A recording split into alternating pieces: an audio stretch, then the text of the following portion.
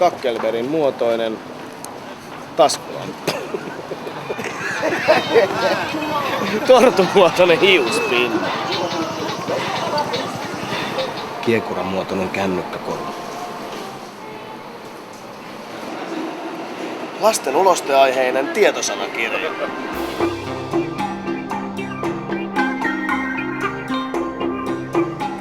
Japanissa kakkaa pidetään onnen lähteenä.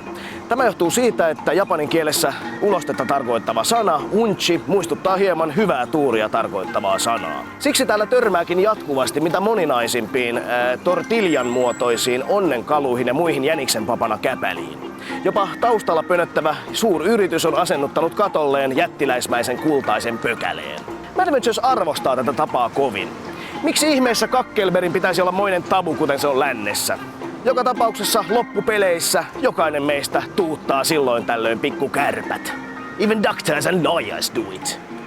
Joten ottakaamme oppia japanilaisista ja katkokaamme kahleet ja murskatkaamme ne tabut ja heittäytykäämme unchin iloiseen ja hauskaan maailmaan.